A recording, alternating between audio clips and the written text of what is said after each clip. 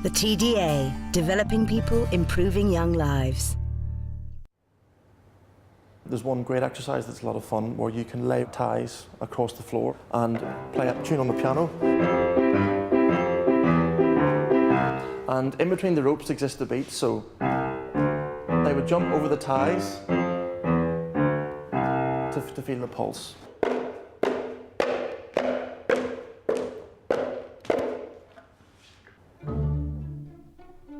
One of the hardest things in music is teaching students to play expressively, with body, heart and mind. The Dalcroze approach, using gesture and movement, can be a rich source of practical ideas to help students make better music. 1, 2, 3, oh, when the saints go marching in, oh, when the saints go marching in. Music can be a hard subject to teach because as music teachers we're very enthusiastic about music and we want to transmit that enthusiasm to the students, but sometimes the students may have problems believing that they can do it and they can achieve it music. And we'll try it plucking.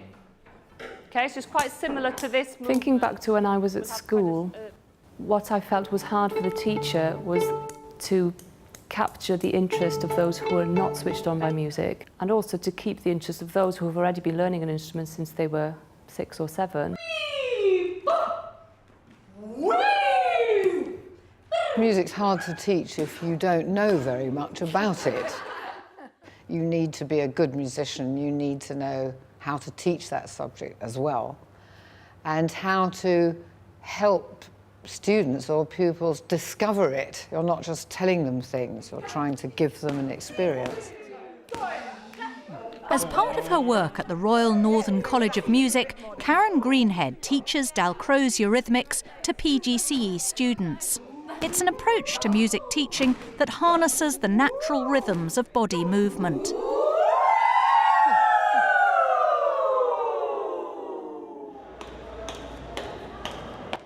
Here at the Royal Northern College of Music, I have students on a 2-year PGCE course. In addition, they get string pedagogy, Dalcroze, Eurythmics, improvisation and solfa, and teaching practice. So you're going to create a little sequence for yourself and accompany it with your voice. Émile Jacques Dalcroze noticed that people spontaneously swayed or tapped their feet when they heard music, and he started devising exercises to train the natural human response to music. Dalcroze Eurythmics is a tripartite method. It's not just one thing. It is rhythmics, improvisation, and solfa. You should find all 3 present in any one lesson. But the thing that's completely unique to Dalcroze is the rhythmics class, which is why so many people think that's all it is. Well, it isn't. I very often use materials such as the rhythmic gymnastics balls because they give feedback to the person who's using them. And the sense of rebound is very, very important in playing because it's part of what gives you a good tone. It's really holistic, the way it looks at music as movement, as singing, as improvisation. All the 3 parts, they come into one. We found that things became freer, we could express phrases more easily. There was more of a flow in what we were doing because we were taking it away from dots on a page. All right, I like the A lot of them have been taught to play technically, and a lot of them think of it as fingers. Their own inner feeling about music may have been neglected completely. When the students come to work with the children, sometimes they're shocked because they find the children can do things that they can't.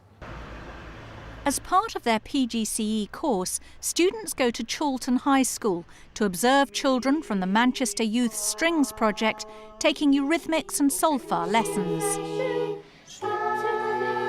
The solfa teacher works with them mainly on the pitch, and the rhythmics teacher works with them mainly on the movement. But they will sing and do pitch-related things within the movement class, and they also move in the solfa. They're not just sitting down. That's why they're engaged all the time, because their whole body is constantly engaged in what they're doing. If you clap when you're feeling sad, if you clap. I had introduced some work with rests, and they were clapping the rest. Then we had, can you step the rhythm and clap the missing beats? That means that their brain is getting a much stronger signal about what it all is, because more bits of their body are being used in doing it. And then I played different patterns with different amounts of silence, and they had to measure out how much silence there was. They're taking responsibility for a lot of their own learning. There's a lot of them taking ownership of what they're doing. And so it's very empowering. Then maybe it's not just sound and silence, maybe it's two different parts. Maybe it's treble and bass. And they were in pairs. The child with the drum is only moving on the bass, and the child who taps what I play in the treble. And I wanted to do this because I want to teach them to hear into the texture of the music and not just the top tune. Especially players of upper instruments, like flutes and violins. They're so attuned to the treble sounds, they don't necessarily really hear what's going on underneath. That's fatal in the string quartet. That's the top part, what's going on underneath? From the teacher's point of view, I could say it's amazingly hard work because you have to be 200% present. But it's also endlessly fascinating. It's the most completely creative way to teach that you could have. Practicing the Dalcroze approach in its purest form requires space for the movement exercises, which may not be available in a mainstream school environment.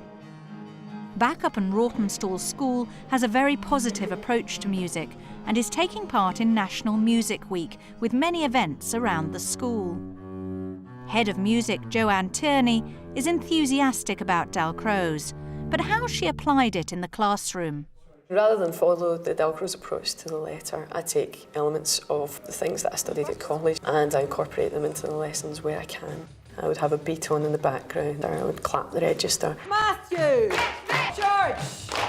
Often I would use very sort of interactive starters. Then we went on to a singing activity, which looked at rhythm and pulse. Oh, when the saints go marching in. And this was to see if they could both clap the rhythm independently and also clap the pulse. So, pulse, rhythm. Then I wanted them to get a feeling of what it was like to have the steady pulse whilst they were clapping the rhythm. So that's why I got them into pairs.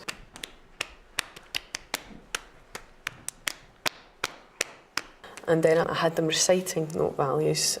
We used drinks names for that. Tea, tea, tea, tea, coffee, coffee, coffee, tea, tea, cappuccino, cappuccino, cappuccino, cappuccino, milk, milk. I gave out some cards which had note values written on them, and they arranged them. Coffee, coffee, coffee. And they picked out 8 that they wanted to include. And then one person clapped a steady beat, whilst the rest of them said the rhythm using the drinks names. Cappuccino, coffee, tea, cappuccino, coffee, tea. Excellent. Try that again, boys. Cappuccino, coffee, tea, cappuccino, coffee, tea. They came up with a short piece of body percussion that showed what their rhythm was, whilst one person kept the beat. Coffee, coffee, coffee. I wanted them to do that, to get some experience of working in groups together, to get experience of coordinating their movements, of looking and watching each other, to get a good feeling of what crotchets and quavers feel like. And then after that, we went round in a circle and they all improvised their own clapping pattern. OK, Okay, keep in time with a steady beat, do you remember? They had to sort of listen to the beat and, you know, listen to when their time was up. And I was helping them out as well by counting up to 8. By the end of it, they'd improvised a pattern or body percussion by themselves. Excellent. Now that you can improvise your own rhythm using what we call body percussion, you'll be able to improvise your own rhythm using instruments as well. Okay. As a teacher of Dalcroze Eurythmics, you are improvising, composing, inventing, interpreting all the time in your own lesson. So it makes the teacher a much more creative type of person. A lot of people despise teaching. They come into college thinking, I'm going to be a player. But usually, once they've done this, they actually aim to. I went for 2 years to the Dalcroze Institute to gain a licence and came back and I decided I wouldn't pursue a career as a violinist. I wanted to give my time to look at teaching this method and also look at how I could apply this method to teaching the violin. Bethan James works with the Manchester Youth String Orchestra, coaching the students using Dalcroze Eurythmics to improve the expression in their playing. Look at these things physically. But I think it can be applied to any ability and at any age. It just depends how flexible you can be as a teacher, I suppose, and see the potential of each exercise and adapt them. You have basic principles, and with those principles you create your lesson rather than opening a book and there is a lesson for you. That makes it a very rich experience, and that's why every Dalcroze teacher teaches in a different way. The difference in the way you move according to how I tap out the rhythm. The exercises I chose to do were invented for last night. They weren't things that I've ever tried out before. Dynamics is something that I feel you cannot really learn by simply sitting still, because it's to do with energy. The aim was for them to experience a surge of energy as they travelled.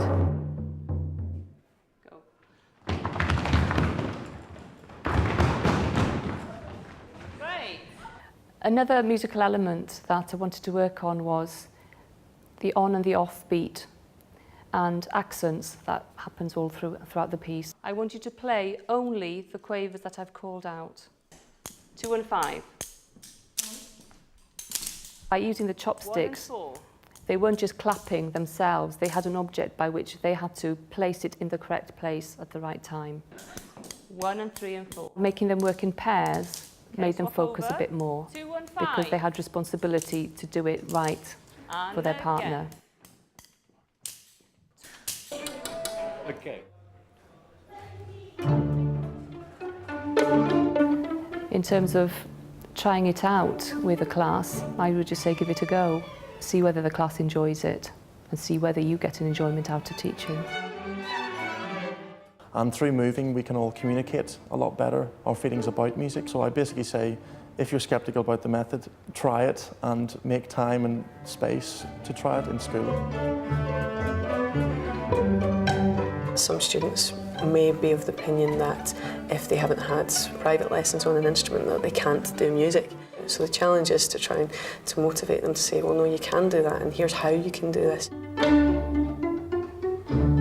Your instrument isn't played by a disembodied brain, it's played by your body. So the information that comes through you to the instrument has to come through your nerves, muscles, touch, guided by your ear, your sense of rhythm. The instrument doesn't just play by itself.